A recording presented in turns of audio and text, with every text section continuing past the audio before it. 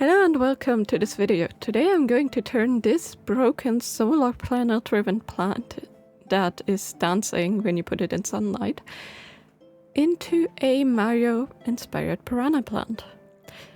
I had this base for a while after it broke and I just couldn't decide if I wanted to add a Dekubaba or a piranha plant, but in the end I think a piranha plant is gonna be, I don't know, a bit more friendly looking. If I ever get a second one that breaks, I may add a Dekubaba, but for now let's tackle the piranha plant project. And I thought, hey, I have this Sculpey ultralight clay that is oven bake. Wouldn't that be perfect to use, since you can't use that much weight on the top, so it still moves around. So that is what I'm going to try and use here, and I'm just forming a little ball, making sure that it's fairly even. I don't want it to be too wonky in case I need to adjust the side so it swings evenly, because it's kind of a delicate balance for the back and forth motion of the plant to work. So I just rolled out the ball, used some of these Technique cable and caps, but they're used for clay cutting too, to indent the circles on the plant, and then I made some teeth before baking everything. All of this is just the ultralight clay, and I know from experience that this clay is actually fairly simple to cut with an X-Acto knife. So I'm just marking out where I want the mouth to be, trying to be semi-even here, which on rounded objects is decently tricky. But I think I managed that pretty well. Just had to decide how open I want the mouth to be. And then again, just using my X-Acto blade. I'm just a bit careful since I have it extended almost all the way. If you move sideways too much with your blade, it can break off. So you always want to make sure that you're careful when you do that, because these blades are meant to break off. So if you extend it fully, just be careful in general when you cut something. And then I trimmed the teeth down. I'm not gonna use all of the teeth, I think. I'm just going to use the ones that fit. And then to make them sit in there nicely, I'm adding some gums here. Literally just a wormy of clay. And after trying for the first time, I realized, oops, maybe I should use some bacon bond. So that is what I did. Rolled out these wormy once more. Added some bacon bond, and with that it actually worked. The ultra lightweight clay does react a little bit funny when you put it into really fresh bacon bond. It gets super sticky. So I would suggest let the bacon bond dry for just a couple minutes, so it's still there and tacky, but not as liquid, so that it doesn't dissolve the clay base, or at least the fresh clay that you put on top. And then you can just blend things in as normal, and yeah, that worked out actually pretty well, just letting it sit for a little while. And with that I had the gums, and then I needed a tongue, because adding the tongue later when the teeth are already in place would be really difficult. So I cut a little wedge shape with a rounded front, added that in with bacon bond, and then used my silicone shaper to add the dividing line in the tongue. And then I just placed all the teeth in the gums, again with a tiny bit of bacon bond. One thing I have to note though is I messed up the layout.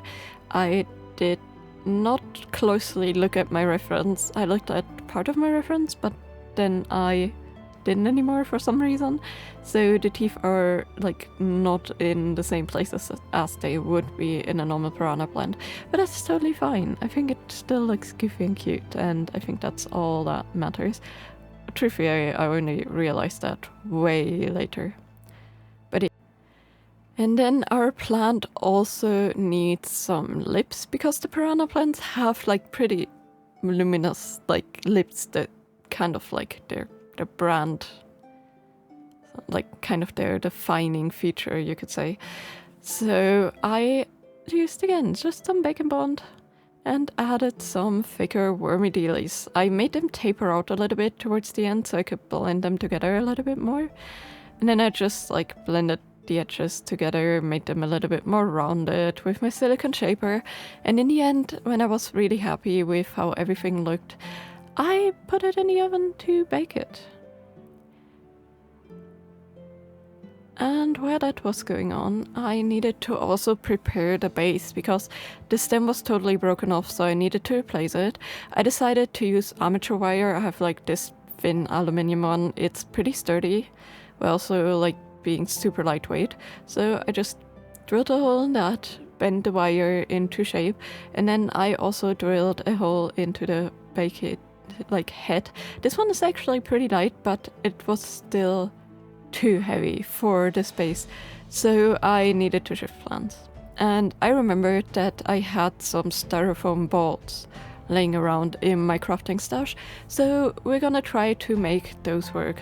I'm definitely gonna keep the other head off to the side for a future project, but for now let's try and see if we can actually make this work with the foam. Again, I'm just cutting out a wedge, and then instead of adding the lightweight clay, because this stuff shrinks in the oven, which, by the way, pro tip, if you want a hollow, rounded object in clay, first of all, make sure when you bake it, you use an oven that you don't eat out of, but you can actually use these foam spheres as a base for your clay project, for your polymer clay project, and they will shrink to become like super, super tiny. You want to do that in a well-ventilated room, and, you know, air everything out like properly, because you never know what kind of fumes this foam gives off.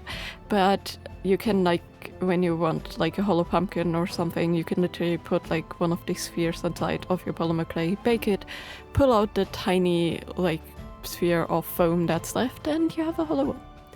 But yeah, in our case, I don't want to bake it, so I'm using foam clay, which dries super light and it bonds nicely with this kind of foam, at least in larger chunks. I found that for the teeth I had to add a little bit of glue, which you can totally do. I'm using E6000 here. You can also use like PVA glue or something. This is just the glue I had on hand with the tiniest applicator. It does eat a tiny bit into the clay, but that's totally fine with me, since, you know, the teeth are gonna cover that. As long as they hold up well, I don't really care. And then I this time did look at the reference, and I tried to like place the teeth a bit more accurately to that.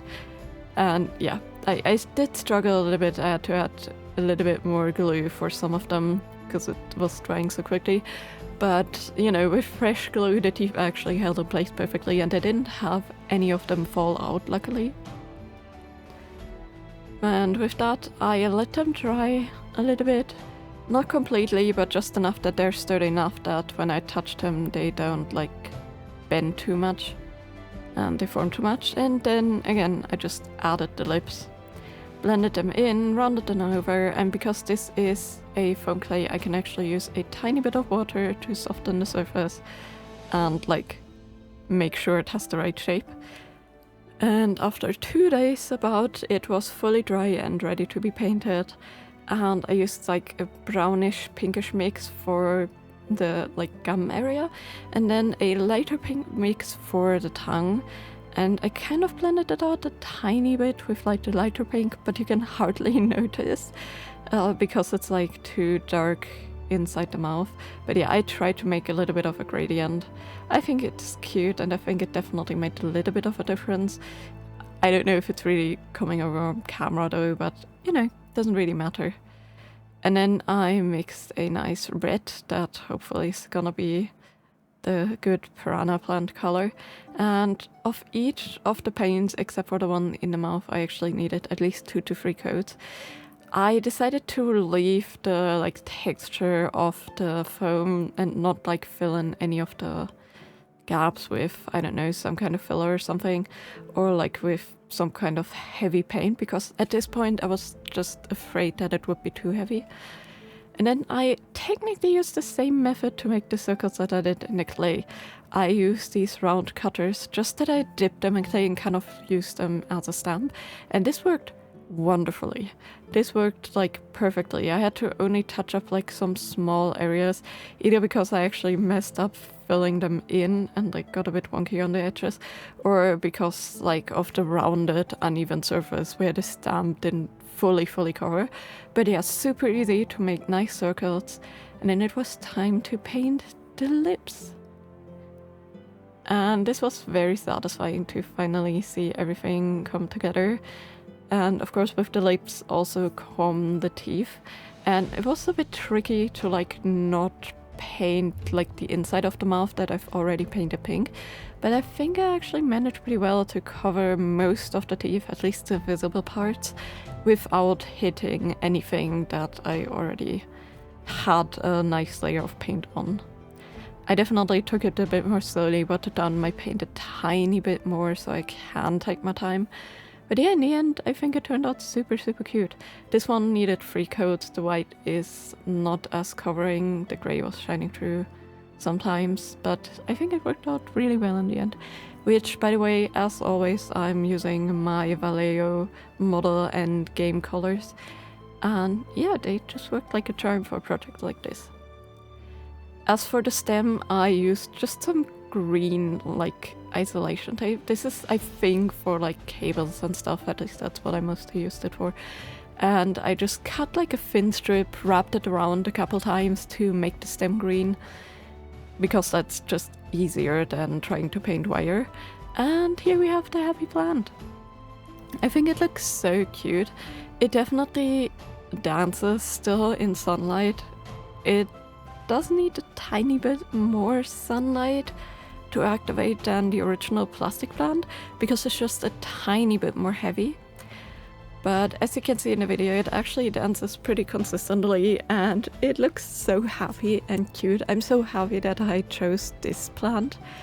Like, I love the Dekubaba and I'm sure I could have made it like look happy, but I feel like the design of the Mario plant just does that automatically. Like, they look kind of cutesy, especially in the newer 3D designs.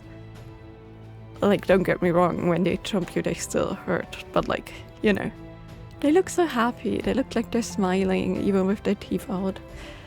And I think the like red color also fits with the original green. I could have painted the leaves to fit the stem, or the stem to fit the leaves.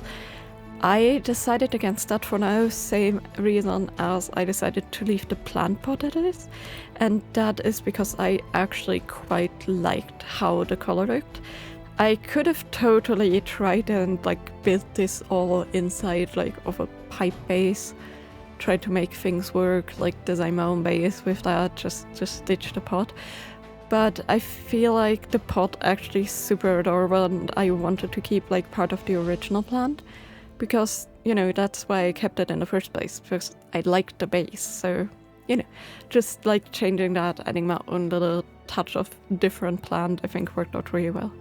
But let me know in the comments down below what kind of plant you would have put on one of these. And of course, as always, I hope you have a great day. See you next time. Bye bye!